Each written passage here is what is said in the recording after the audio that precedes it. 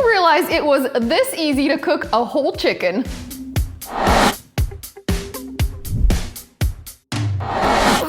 Hey everybody, it's Natasha of NatashasKitchen.com, and today I'm gonna teach you how to make a roast chicken.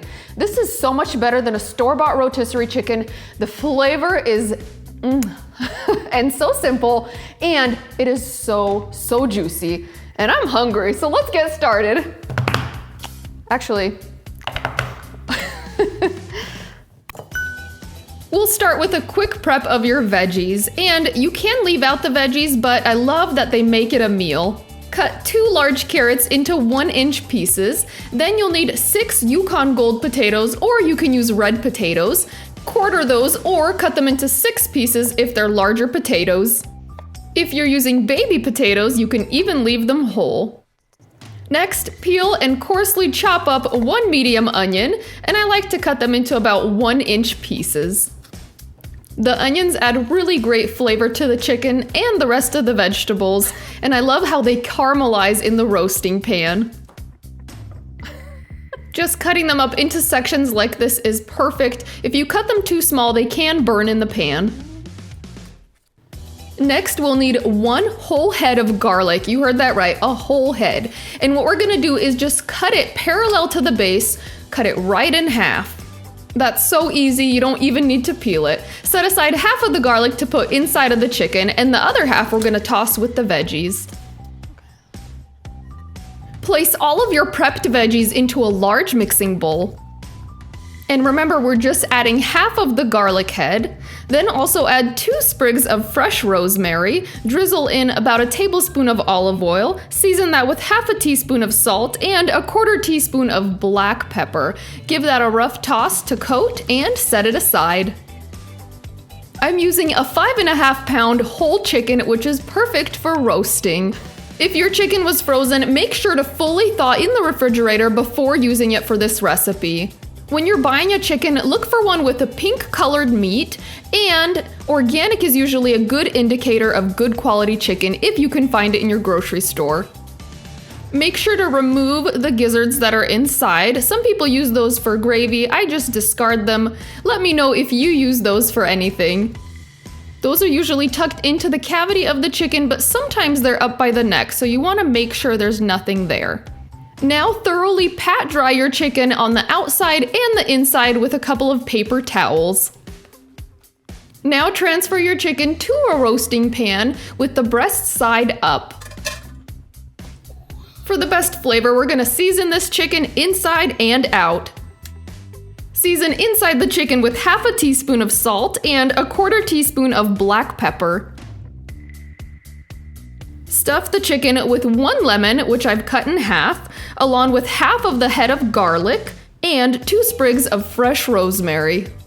Stuffing the center of the chicken will infuse the entire chicken with great flavor. Now melt 2 tablespoons of unsalted butter and brush the chicken all over the top and sides with the melted butter.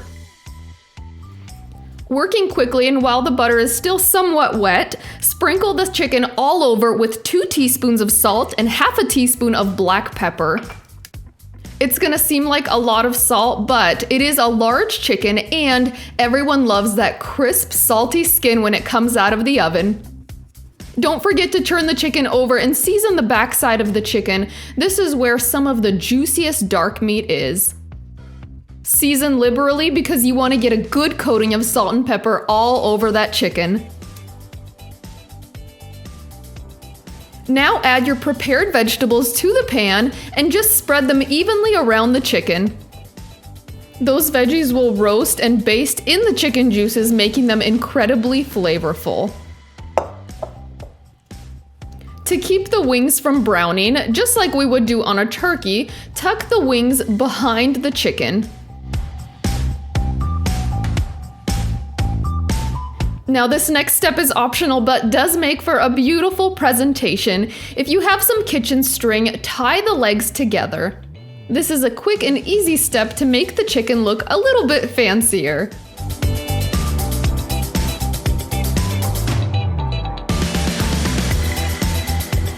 I I love to put in an oven-safe thermometer that tells me when the chicken is ready. You want to insert that into the deepest part of the chicken thigh, or you can also insert it into the base of the chicken breast.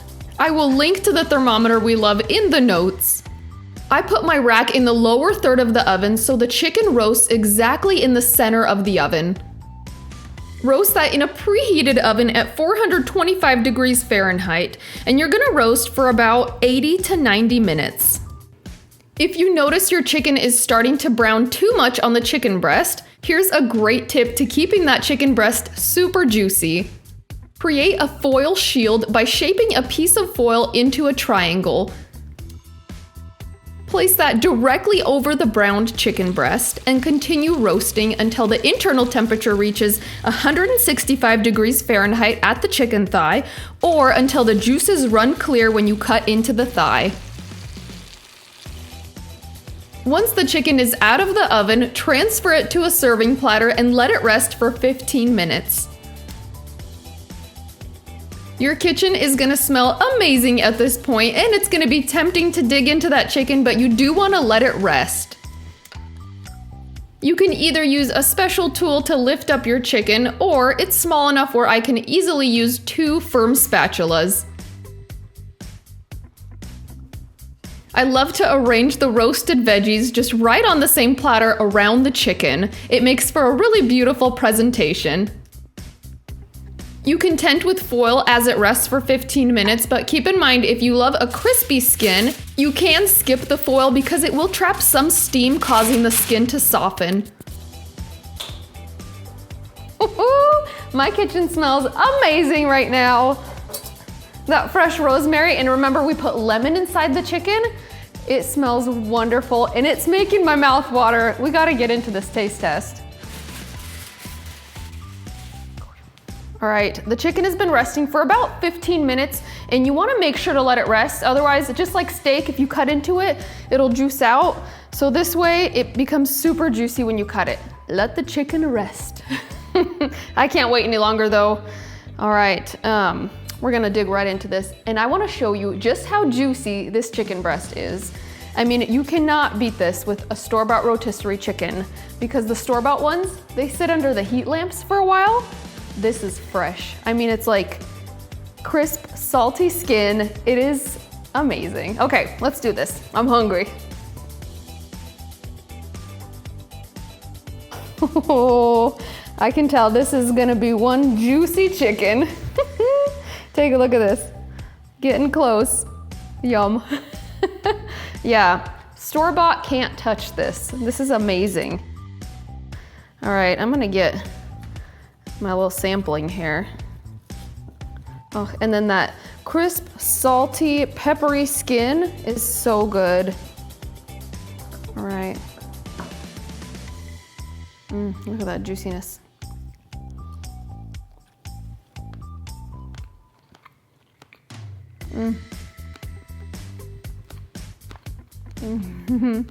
There really is nothing like a freshly roasted chicken. Yum. It's such a simple seasoning, but the stuffing infuses the chicken, and then that garlic and pepper, it's really all you need. And butter, of course. I don't know if I love the chicken or the vegetables more. These veggies are just as good, and that's what we're gonna bite into right now. I love how they get that crisp golden crust, and they've been cooking in the chicken juices, so they are so flavorful.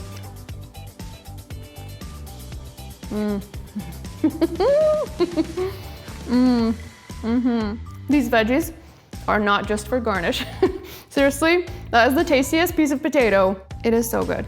This is one easy, excellent chicken dinner, and it's show-stopping. I mean, this is super impressive. You can serve this on Thanksgiving or Friendsgiving, and this is dinner tonight. It's a perfect family dinner. My family loves this. And honey, I think it's a wrap. Come try this. It's so good. You're gonna love it. You're gonna love it. All right, I'm gonna slice you a big piece. Are you excited? Yes, been waiting for it for 2 hours. 2 hours.